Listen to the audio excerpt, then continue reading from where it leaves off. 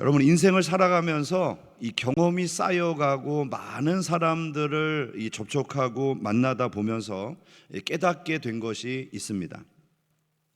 많은 경우 사람들은 스스로 대단하고 지혜롭고 합리적인 사람으로 평가받기를 원하고 또 그런 삶을 추구하지만 실상 무언가에 지독하게 매여서 스스로를 바보로 만드는 삶을 살고 있다는 것이죠.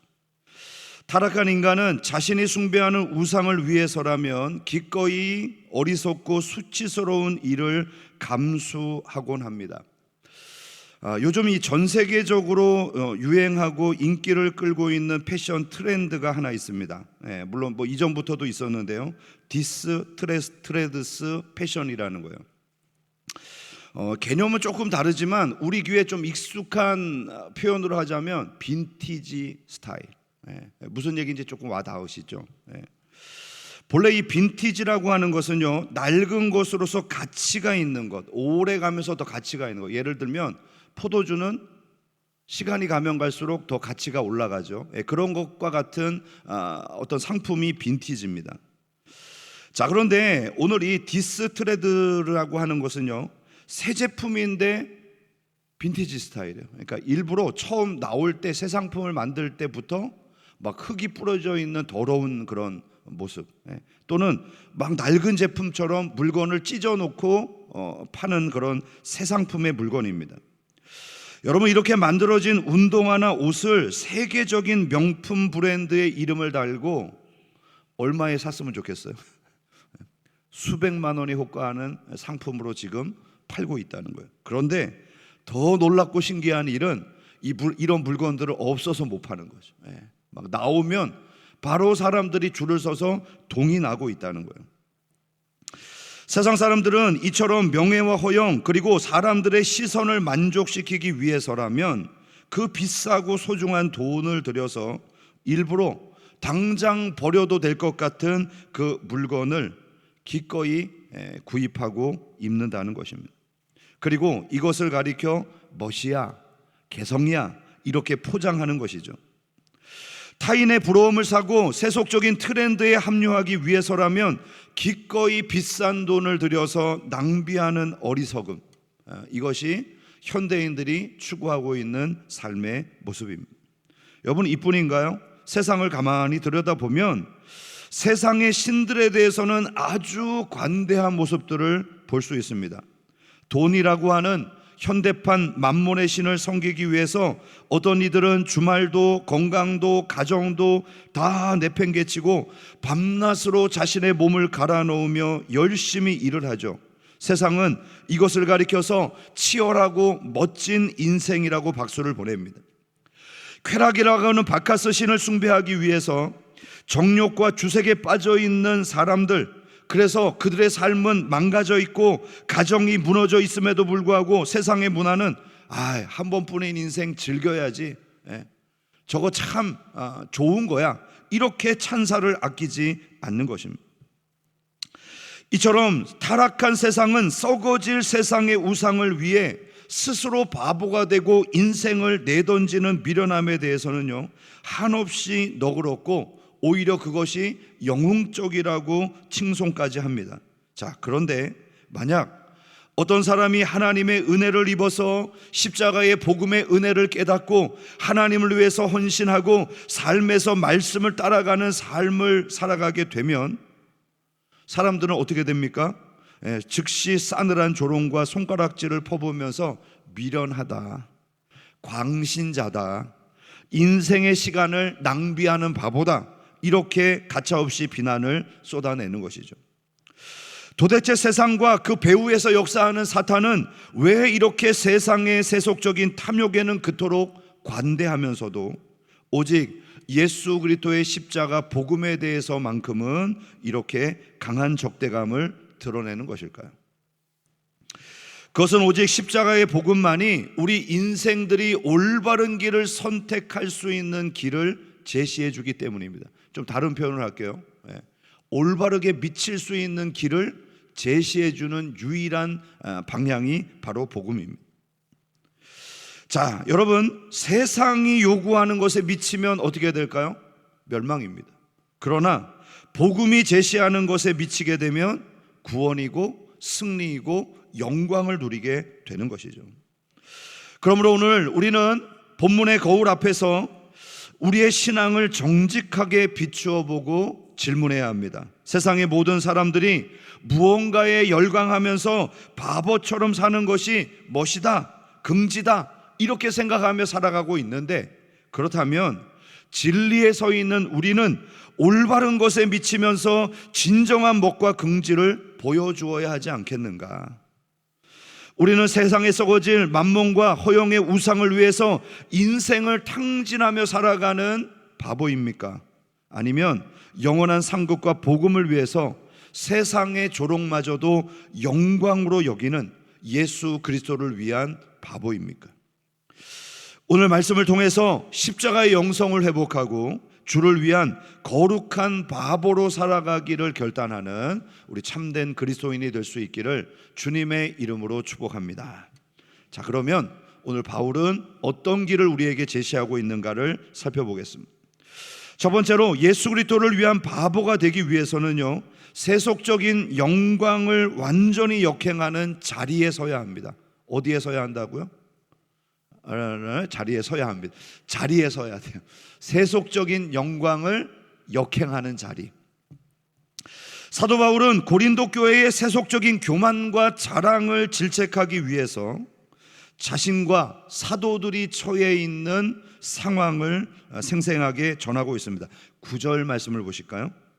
내가 생각하건대 하나님이 사도인 우리를 죽이기로 작정된 자같이 끄트머리에 두셨음에 우리는 세계 곧 천사와 사람에게 구경거리가 되었노라. 자, 오늘 바울이 자신은 끄트머리에 서 있는 자와 같다라고 말씀하고 있죠. 자, 이 고백을 우리가 잘 이해하기 위해서는요, 당시 로마의 승전 행렬에 대한 이해가 필요합니다. 자, 우리가 잘 알고 있듯이 이 로마라고 하는 나라는 전쟁을 통해서 확장되었고 그 권력이 유지되던 나라였습니다. 자, 그래서 전쟁에 승리하고 돌아오는 행렬을 그 어떤 일들보다도 가장 위대한 일로 꼽았던 것이죠. 전쟁에서 승리한 로마의 장군이 수도로 귀환하게 될 때요, 대중들은 승리의 위용을 함께 축하하기 위해서 도시에 모여듭니다. 일종의 카퍼레이드가 이렇게 펼쳐지는 것이죠. 개선 행렬의 맨 앞에는 이 전쟁의 승리를 축하하는 관료들과 연주하는 나팔수들이 서게 됩니다. 그리고 뒤에는요, 제물로 바쳐지게 될 흰소, 그리고 정복지에서 빼앗은 수많은 황금빛의 전리품들이 쫙 진열돼서 들어오는 거예요. 그리고 그 뒤에 오늘의 주인공 개선 장군이 높은 말을 타고 왕관을 쓰고 전차 위에서 위용을 뽐내며 모든 백성들의 환호를 독차지하게 됩니다. 자, 그러나 이러한 화려한 승전 퍼레이드 맨 마지막 줄에는요, 한 부류의 사람들이 따라오게 됩니다. 그들은 쇠사슬에 매여서 절망 가운데 발걸음을 옮기는 전쟁 포로들입니다. 이들은 단순히 전쟁의 진 자들이 아니죠.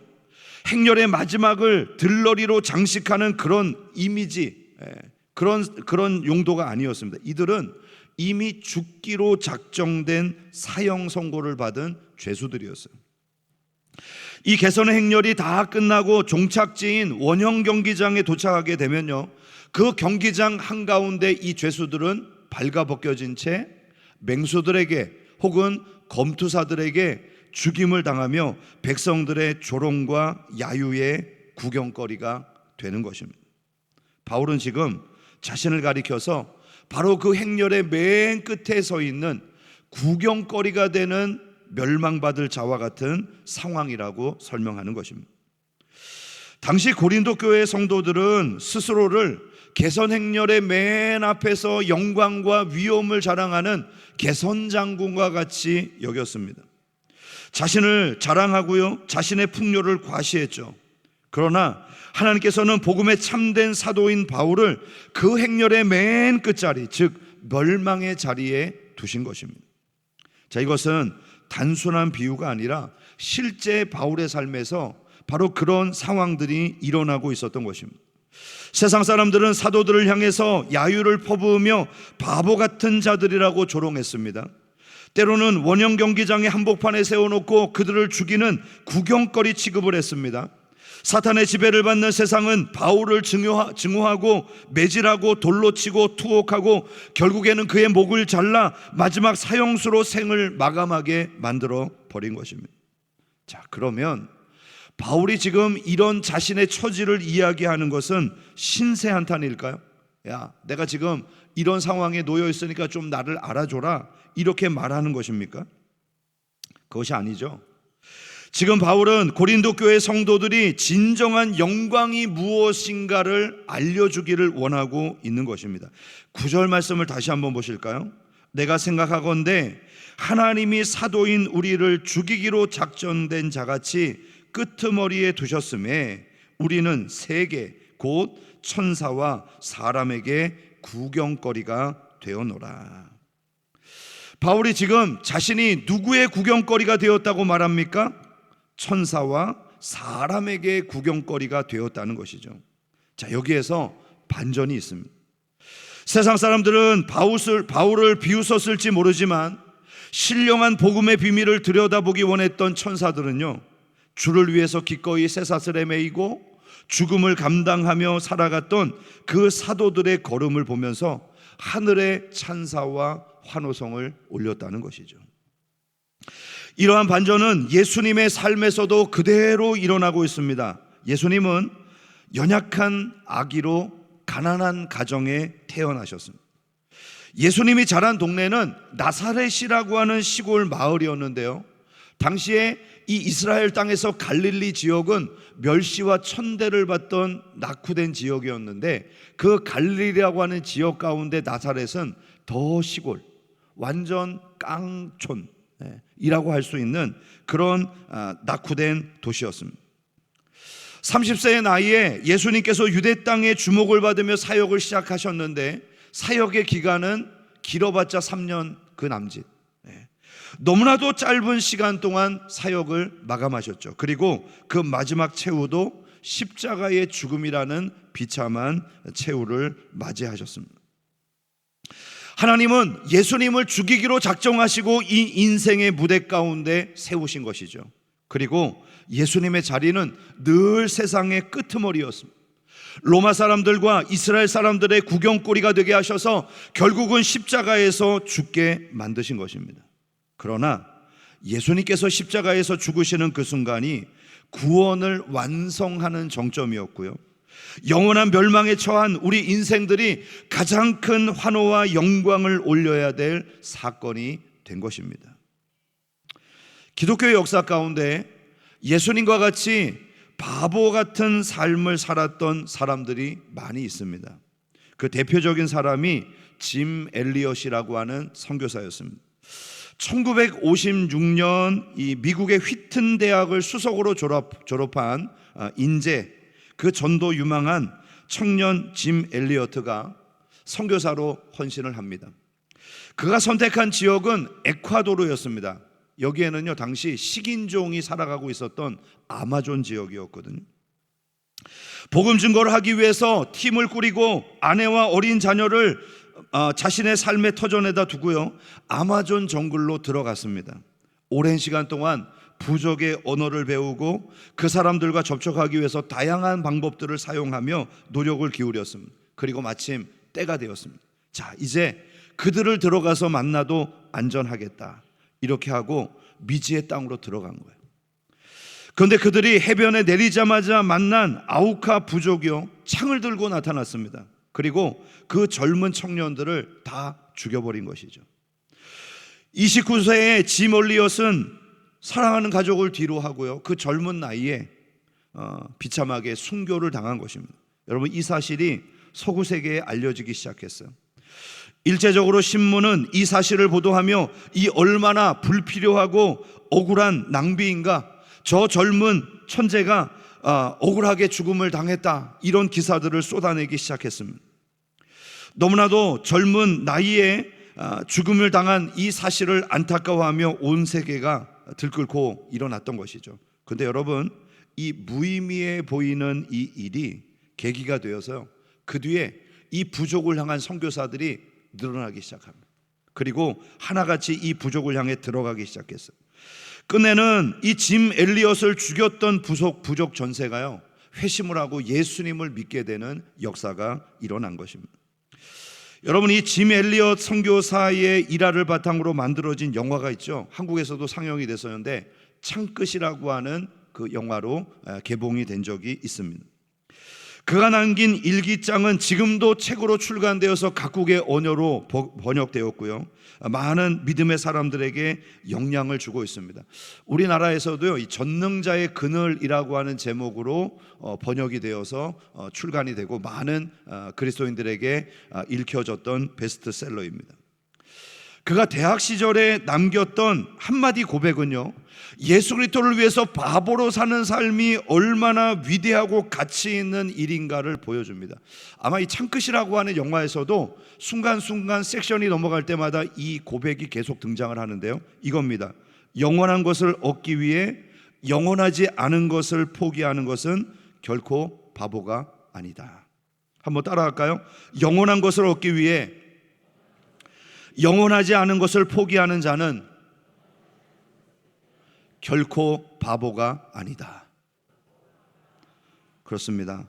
가질 수 없고 영원히 지킬 수도 없는 이 세상에 썩어질 물질, 지위, 찰나의 안락함, 여러분, 이것을 차지하기 위해서 인생을 허비하는 바보로 살지 마시고 우리 예수님께서 주실 그 영원한 면류관, 절대 뺏길 일이 없는 그 영원한 가치를 위해서 우리의 삶을 바보로 만들 수 있는 그런 믿음의 영웅들이 될 수 있기를 주님의 이름으로 축복합니다. 세상의 조롱 앞에서도 오직 나를 바라보시는 하나님의 평가만을 바라보면서 복음을 위해서 기꺼이 미련을 감수하는 자들, 그들이 진정한 그리스도인인 줄로 믿습니다. 두 번째로 바울은 세속적인 영광에 사로잡혀 있었던 고린도 교회를 향해서 성도가 가져야 될 진정한 당당함, 그 진정한 힘이 무엇인가를 선언하고 있습니다. 자, 10절에는요 반어법을 사용하면서 이 고린도가 가지고 있었던 영적인 병폐를 지적하고 있는데 10절을 보실까요? 우리는 그리스도 때문에 어리석으나 너희는 그리스도 안에서 지혜롭고, 우리는 약하나 너희는 강하고, 너희는 존귀하나 우리는 비천하여. 그렇습니다. 바울은 지금 하나님의 영광을 위해서 어리석은 삶을 선택하고 있는데 그들은 예수님 안에서 지혜로운 자들이 되기를 추구했다는 거예요. 바울은 연약한 자로서 복음을 열심히 증거하고 있는데 그들이 꿈꾸는 것은 강함이고 번영이고 부요함이었다는 거예요. 그들은 언제나 존귀함을 따라갔지만 바울은 언제나 비참한 자리에서 하나님의 복음을 위해서 헌신했다는 것이죠. 고린도 교회는 십자가의 고난은 싫어했고 세상에서 손해보는 것을 끔찍하게 여겼습니다. 그들은 그리스도 안에서 자신이 구원을 받았으니 이제 세상에서도 높이 올라가고 강해지고 존귀한 대접을 받는 것이 마땅하다고 여겼던 것입니다. 그들은 예수님을 믿어서 신분의 상승을 꿈꾸었고요, 세속적인 기득권을 누리려는 번영의 신학을 추구하고 있었던 것입니다. 그러나 사도 바울은 그들의 잘난 체하는 교만을 비웃으며 고난 가득한 사도의 삶을 낱낱이 기록하고 있습니다. 오늘 본문 11절서부터 13절 상반절의 말씀을요 여러분들이 한번 눈으로 따라오시면서 보시면 좋겠어요. 사도들은 복음을 전하기 위해서 11절에 어떻게 표현합니까? 바로 이 시간까지 줄이고 목마르고 헐벗고 매맞으며 머물러 누울 거처조차 없는 정처 없는 떠돌이 삶을 살았다, 이렇게 고백합니다. 더욱이 당시 세상의 지성인들이 가장 천시하고 멸시했던 육체적인 노동, 바울은 이 육체적인 노동을 해가며 밤낮으로 자비랑 선교사로서의 복음을 증거했습니다. 세상은 이런 사도들을 향해서 세상의 더러운 것 그리고 만물의 찢기같이 여겼다는 것이죠. 여러분, 여기서 세상의 더러운 것, 이것은 단순한 쓰레기를 의미하는 것이 아닙니다. 고대 사회에서 어떤 도시 안에 전염병이 일어나거나 재앙이 닥치면요, 당시에 가장 쓸모없는 죄인들 하나를 골라서 신을 위해서 바치는 풍습이 있었습니다. 자, 이때 선택되어서 죽임을 당하고 강물에 버려지는 희생제물, 그 존재가 바로 더러운 것이에요. 그러니까 이 존재는 너무나도 더럽고 가치가 없어서 당장 죽여버려도, 동물 대신 희생의 제물로 써도 될 만한 그런 아주 의미 없는 존재, 이것이 바로 더러운 것입니다. 두 번째, 찢기라는 것은요, 바닥을 긁어내서 나오는 더러운 오물, 사회의 쓰레기를 의미하는 것인데, 이것은 당시에 최하층에 있었던 낙오자들, 그 연약한 사람들을 향해서 경멸하며 부르던 일종의 욕설이었습니다. 그러니까 아유 찢기 같은 것, 이렇게 말하면요 욕이었던 거예요. 세상은 복음을 전하는 사도들을 그저 가차없이 죽여버려도 되는 존재, 경멸과 멸시를 당연히 받아야 할 낙오자로 취급했던 것이죠. 그러면 한번 생각해 봅시다. 오늘날 우리의 신앙은 과연 고린도 교회가 추구했던 값싼 영광주의입니까?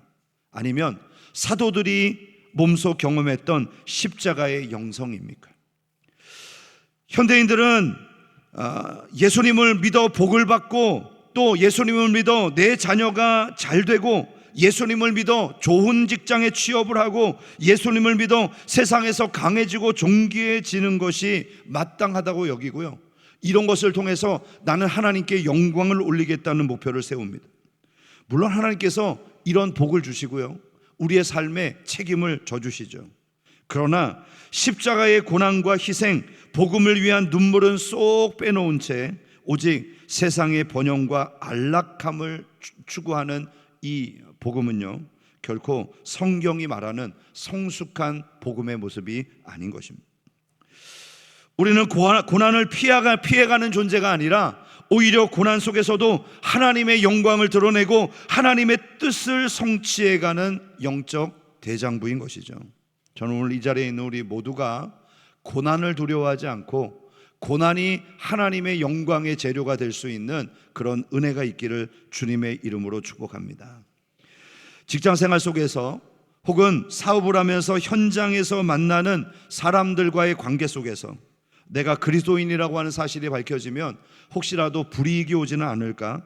그래서 신앙을 꽁꽁 숨겨두고 침묵하는 사람들이 얼마나 많습니까? 세상의 친구들과 어울릴 때 십자가의 공의와 정결함을 지키려다가 야, 너만 혼자 고고하냐? 너만 혼자 믿음 갖고 있냐? 나도 교회 다녀, 나도 직분 받았어, 그런데 나도 다 하잖아, 뭐 너만 그렇게 별나게 하냐? 뭐 이런 이야기들이 듣기 싫어서 그저 그 타락한 문화에 동조하는 타협적인 태도 역시 십자가를 부끄러워하는 영광주의의 또 다른 한 단면입니다.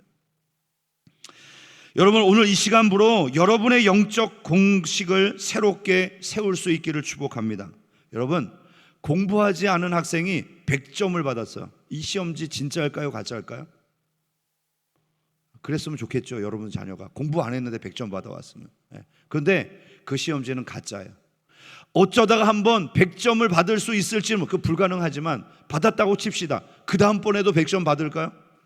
절대 지속될 수 없어요. 마찬가지죠. 여러분, 우리의 십자가를 통과하지 않은 신앙도요, 가짜 영광입니다. 금이 풀무불을 통과해야 정금이 되는 것처럼 고난을 통과한 믿음이 진짜 믿음인 것이죠. 왜 그렇습니까? 가장 존귀하신 우리 예수님께서 나 같은 죄인을 구원하시기 위해서 고난이라고 하는 십자가를 통과하시고 구원이라고 하는 이 고귀한 가치를 만들어 주셨기 때문입니다. 예수님 스스로가 십자가 위에서 인류의 더러운 것과 만물의 찢기같이 역임을 받으시고 영광을 주셨기에 우리 또한 이 고난을 통과한 뒤에 진정한 믿음과 영광을 드러낼 수 있는 것이죠. 그러므로 십자가의 대속에 무한한 은혜를 입은 우리가 세상에서 겨우 한 줌의 평판, 그 얄박한 인정을 받기 위해서 십자가를 감추고 안일하게 타협하는 삶을 살아가서는 안 될 것입니다. 주를 위해서 세상에서 대접받으려고 하는 교만과 탐욕을 기꺼이 내려놓고 예수 그리스도의 십자가의 고난에 동참하는 그리스도인들이 될 수 있기를 주님의 이름으로 축복합니다.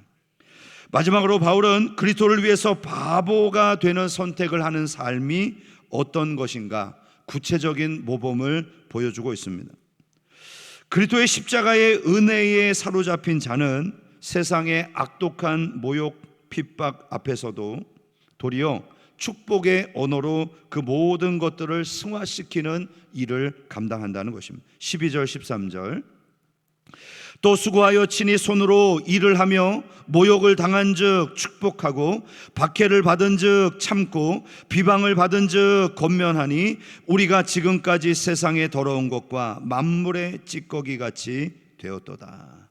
여러분, 세상에서 나를 이유 없이 모욕하는 사람들을 향해서 여러분 축복할 수 있겠습니까?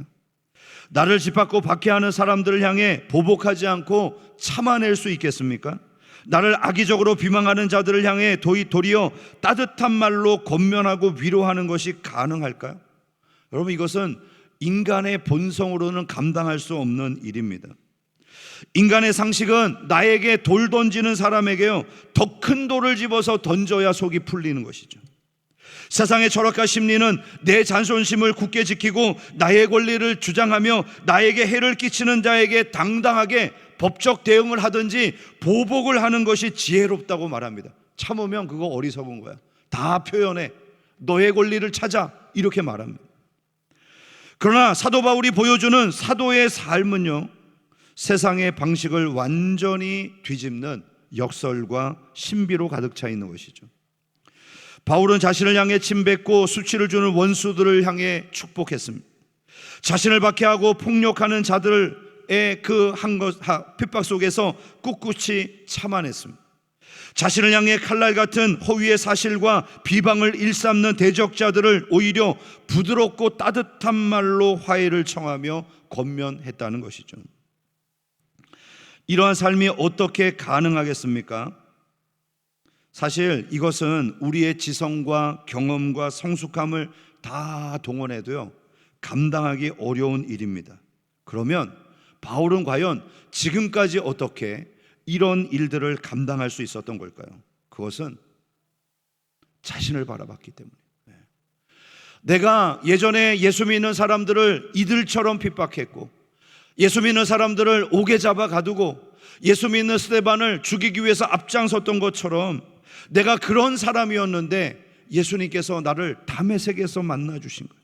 나는 포행자였고 핍박자였고 하나님을 대적하는 자였는데 예수님이 그런 나를 십자가의 사랑으로 용서하고 품어주셨다는 이 무한한 은혜, 그 사랑에 압도되었기 때문에 바울은 지금 이 일을 하고 있는 거예요. 여기서 아주 중요한 영적 원리가 나오죠. 사실 우리가 누군가를 용납하느냐의 문제는 내 마음의 역량이 얼마나 크냐의 문제가 아니라 시선의 문제라는 거예요. 시선의 문제. 여러분, 우리의 시선이 타인을 향할 때 용서가 참 어렵습니다. 저 사람을 왜 저럴까? 저 사람은 도무지 좋게 보려고 해도 이해가 안 가네. 저 사람은 세상에 누구라도 용납할 수 없을 거야. 이렇게 누군가에게 시선을 고정하고 그 사람을 묵상하면요 절대 용납을 할 수 없어요. 이해도 안 가요. 그런데 그 시선을 나를 향해 보십시오. 그러면 용서가 가능해집니다. 예수님이 나를 위해 십자가에 죽으셨지. 나도 나를 용서하기 어려운데 예수님이 사랑으로 나를 구원하셨지. 내가 이렇게 큰 은혜를 입었다면 다른 사람들도 은혜를 입는 것이 당연하지 않겠는가? 그리스도의 마음으로 자신을 바라보다 보면요 그리스도의 마음으로 또 다른 사람을 용납하는 것이 가능해지는 것입니다. 그래서 우리는 누군가를 용납하려고 할 때 우리의 시선을 누군가에게 돌리는 것이 아니라 나에게 향할 수 있도록 해야 합니다. 예수 그리스도께서 십자가 위에서 자기를 못 박은 로마의 군병들을 향해서 아버지여 저들의 죄를 용서해 주옵소서, 저들은 지금 자신들이 하고 있는 일을 알지 못합니다 라고 눈물로 기도하셨던 것, 바로 예수 그리스도의 그 뛰는 심장이 지금 바울의 심장 안에서도 박동하고 있었습니다. 내 자아가 그리스도와 함께 십자가에 못 박고 이미 죽었음을 확신하는 성도는 세상이 나를 아무리 헐뜯고 비난한다 할지라도 내 존재의 가치가 이미 저 하늘의 법정에서 증명되었음을 알기에 세상의 비난 앞에서도 흔들리지 않는 넉넉한 예수 사랑을 흘려보낼 수 있는 것이죠.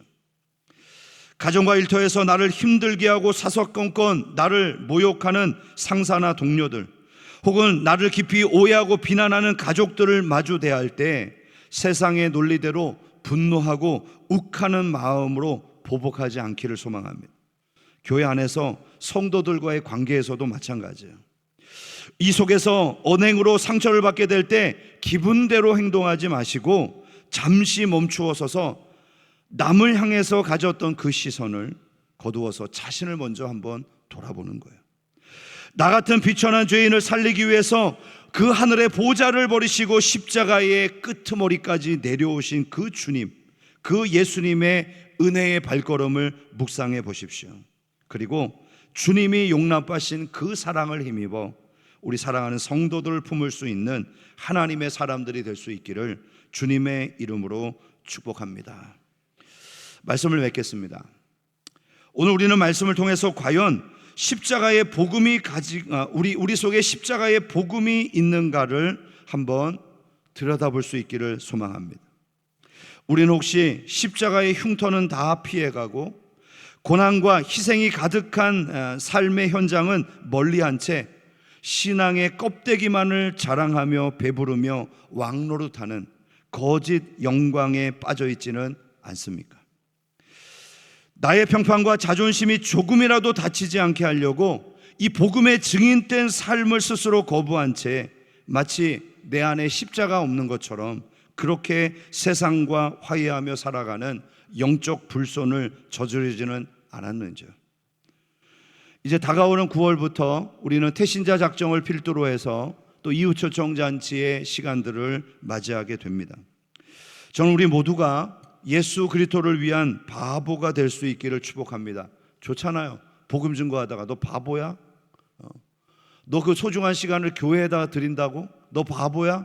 그 소중한 물질을 교회에다 드리고 있다고? 너 바보야? 그렇게 해서 구원을 받는다고 정말 생각하는 거야? 야, 너 바보야? 여러분, 이 소리를 꼭 들을 수 있기를 축복합니다. 네. 이런 소리 한 번은 들어봐야죠. 너 미쳤어? 얼마나 예수님이 좋으면 그렇게 미친 일을 할 수가 있어. 여러분, 이거 영광이잖아요. 우리가 세상 사람들이 그게 도저히 이해할 수 없다는데 우리는 영원한 것을 위해서 하니까 얼마나 영광되는 것입니까? 예수 그리스도께서 우리를 하나님의 존귀한 자녀로 삼아주시기 위해서 로마의 승전 행렬의 중앙이 아니라 저 끄트머리 멸망에 처한 그 자리에 예수님을 두시고 우리를 구원해 주셨다는 이 사실을 기억하면서 오늘도 예수님의 영광을 부여잡기 위해서 우리 또한 때로는 저 행렬의 끄트머리, 때로는 사람들의 질시와 고통을 받는 그 자리를 두려워하지 않고 이겨낼 수 있기를 축복합니다. 그리하여 마침내 세상의 헛된 우상을 섬기는 그 어리석음을 온전히 깨트리고 오직 나만을 위해서 죽으신 예수 그리스도의 그 아름다운 사랑, 그것을 나타내시면서 혹여 세상으로부터는 그리스도를 위한 바보라고 불려질지언정 하나님을 위한 영광의 자녀로 살아가는 진정한 그리스도인이 될 수 있기를 주님의 이름으로 축복합니다. 기도하겠습니다. 존귀하신 아버지 하나님, 오늘도 말씀을 통해서 우리의 신앙이 추구하는 것이 세상이 원하고 누리기를 원하는 그런 세속적인 영광인지 아니면 십자가의 복음을 통해서 얻어지는 영원하고 진정한 영광인지를 다시 한번 돌아보게 하시고, 하나님, 고난을 통과하지 않은 영광, 고난을 통과하지 않은 복은 진짜 복이 아님을 우리가 오늘도 깨닫고, 예수님께서 우리를 구원하시기 위해서 저 행렬의 끄트머리에서 멸망에 처한 자를 자처하셨듯이 우리 또한 주님을 따라가는 진정한 영광의 사람이 될 수 있도록 인도하여 주옵소서. 예수 그리스도의 존귀하신 이름으로 기도하옵나이다. 아멘.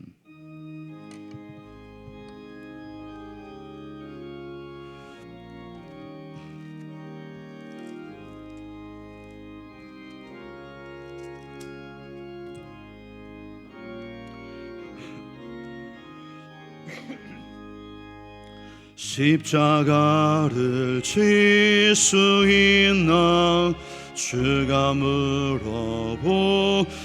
때 죽기까지 따르오리 성도 대답하였다.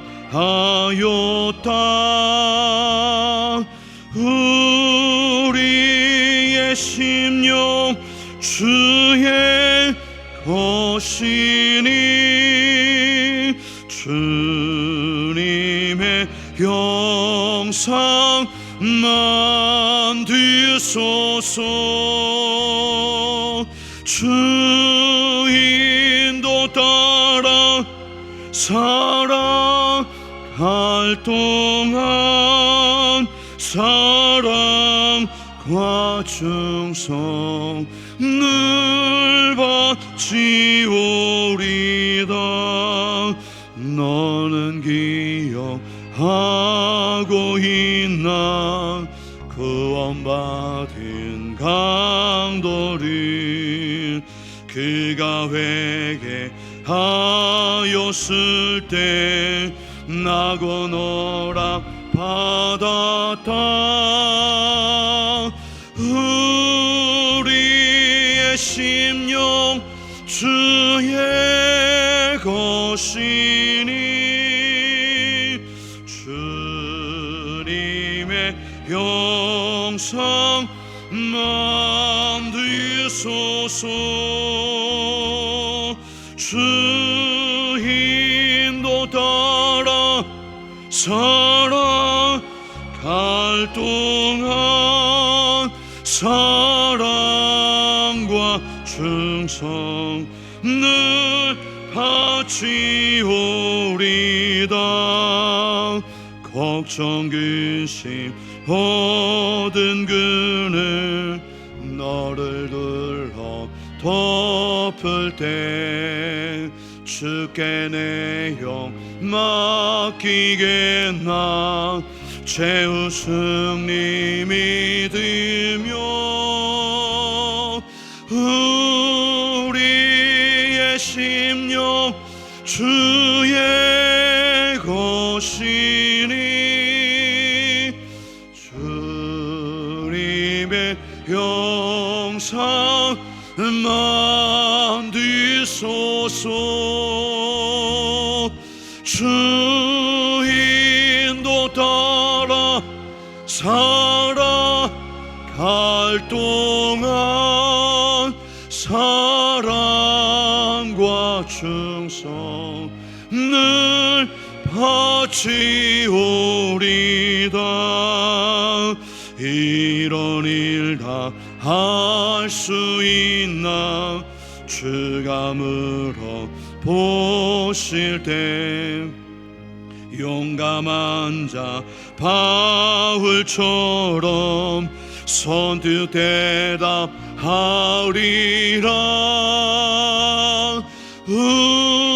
우리의 심령 주의 것이니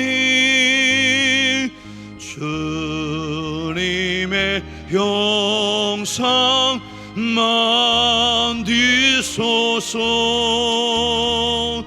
주 인도 따라 살아갈 동안 사랑과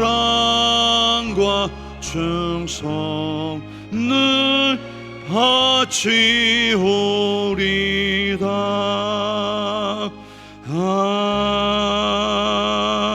아멘.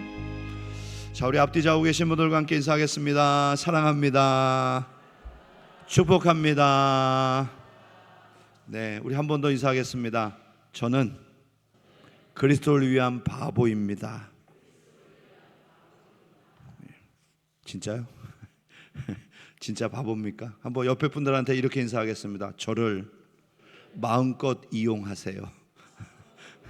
네, 바보처럼 당해주시기 바랍니다. 아멘이 작아지네. 이거 어떡하면 좋지? 네. 기도하겠습니다.